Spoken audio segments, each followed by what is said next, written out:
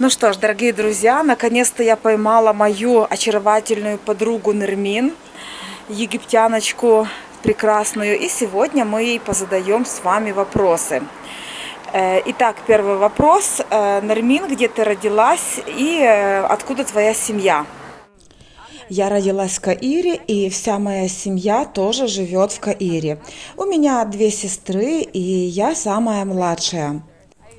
С моим мужем я познакомилась на работе. Мы вместе работали в эмиратских авиалиниях. Я работала стюардессой и жила в Дубае. Я была в то время очень независимой. Вот так вот мы познакомились с мужем. Потом я сказала своей семье, что у меня есть молодой человек, и мы любим друг друга и хотели бы пожениться. Обычно у нас в Египте родители находят мужа или же жену, договариваются, и таким образом молодые люди женятся. Но поскольку в Каире сейчас много людей с открытым разумом, то большинство уже знакомятся сами и женятся по любви. Я была независимая, у меня была хорошая работа, и таким образом я самостоятельно выбрала себе мужчину, с которым захотела жить вместе. Мы поженились, прожили с мужем аж 12 лет. У нас трое детей. Старший Селим, ему 16 лет, младший Раян, ему 9 лет, и девочка Диляра, ей 7 лет. Нармин, а что случилось? Почему вы развелись? Последнее время мы много ссорились, поэтому решили разойтись. Сначала он хотел детей забрать себе, но как раз он женился на другой женщине, и это был хороший повод забрать детей себе. Конечно же, он заботится о детях, высылает деньги на школу, платит за жилье и за жизнь. Сейчас у меня второй муж, мы с ним познакомились на пляже в Хургаде и прожили уже 4 года вместе. Он очень заботливый, внимательный, и я это очень ценю. По каким причинам в Египте люди расходятся? Причины, по которым люди разводятся, здесь очень разные, но чаще всего то, что эти мужчина и женщина изначально не подходили друг другу.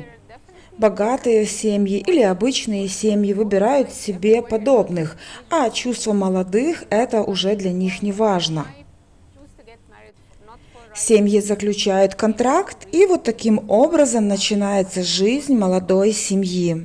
Как рассказывал один мой знакомый, когда я приходил к невесте домой, у них всегда был накрыт стол.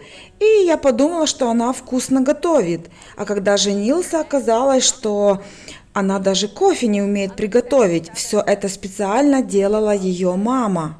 И понятно, что через несколько месяцев они развелись. Это жизнь, и причины для развода тоже у всех разные. Нермин, как ты относишься к иностранкам? Дело в том, что я в жизни очень много общалась с людьми с разных стран, так как долгое время работала стюардессой. У меня много друзей в разных странах, в Америке, в Европе, в Эмиратах, в Индии, поэтому мне все легко и приятно это. Но если говорить в целом, то между женщинами небольшая разница. У нас у всех похожие желания, все мы хотим найти правильного мужчину, создать хорошие отношения, построенные на доверии и уважении. Дело в том, что в Египте не каждая женщина может себе позволить свободу. Большинство египетских женщин зависит от семьи и от мужа. Они вынуждены подчиняться и следовать традициям. Но это тоже для них неплохо, потому что они привыкли к этому. Они не несут ни за что ответственности, они просто замужем, в семье. Важно, чтобы то, что хочет человек, соответствовало его принципам и желаниям. Я думаю так. Следующий вопрос от моих подписчиц. Нермин, почему египетские мужчины так любят иностранок? Дело в том, что это очень интересно общаться с разными женщинами. У каждой женщины свой характер, свои нравы, своя культура, разные фигуры, разная внешность. Это все и привлекает мужчин. Вот поэтому у нас вот в Египте творится то, что вы видите. Но надо еще учитывать специфику туристического города. В любой другой стране можно найти то же самое. Нармин, что ты будешь делать, если твой муж захочет иметь еще одну жену? Конечно, эта ситуация меня бы очень огорчила, и, естественно, я бы очень ревновала. Но также я бы попыталась выяснить причину. Может быть, причина во мне, может, ему не хватает внимания или не хватает простого общения.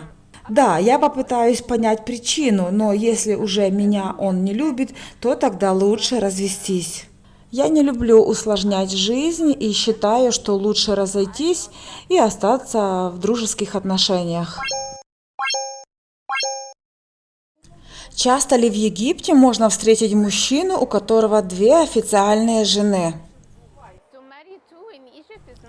В Египте это довольно редкое явление, потому что египтянки не согласятся, они будут очень ревновать и воевать друг с другом.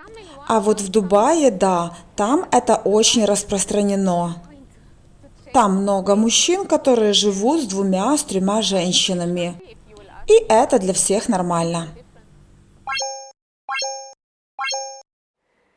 Как общество в Египте относится к разведенным женщинам?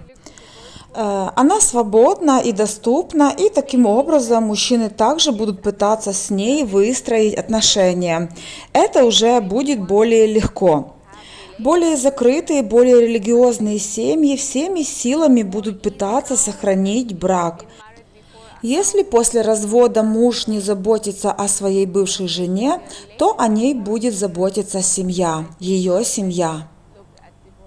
Но в более современном египетском обществе к разводам относятся нормально. Следующий вопрос от меня. Нермин, как в детстве твой отец относился к тебе? Мой отец много работал, но в выходные мы проводили вместе. Мы путешествовали, мы часто куда-то ходили вместе, кушали всей семьей в ресторанах.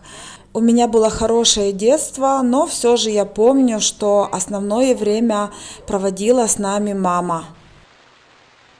Вопрос от подписчиков. Какие отношения в семье между мужчиной и женщиной? У нас принято, что мужчины обеспечивают семью, и, конечно же, они более могущественны. И если говорить об абьюзе, то да, есть семьи, где мужчина действительно проявляет по отношению к женщине абьюз. Это зависит от его воспитания.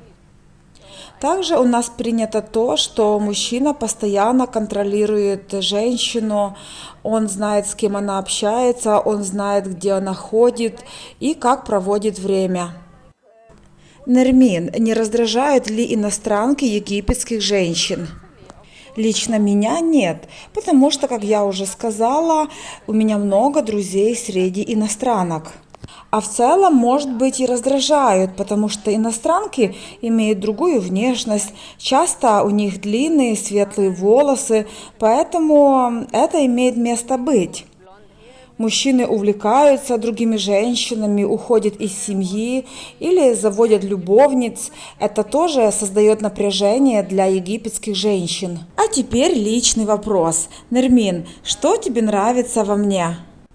Ты очень интеллектуальна, ты всем интересуешься, любишь читать книги, ты очень глубокая, не стремишься к вечеринкам, не ищешь приключения с мужчинами, ты другая, это мне очень нравится в тебе. А еще ты жизнерадостная, и я заметила такой момент в тебе, когда ты огорчена или какие-то у тебя проблемы, ты исчезаешь.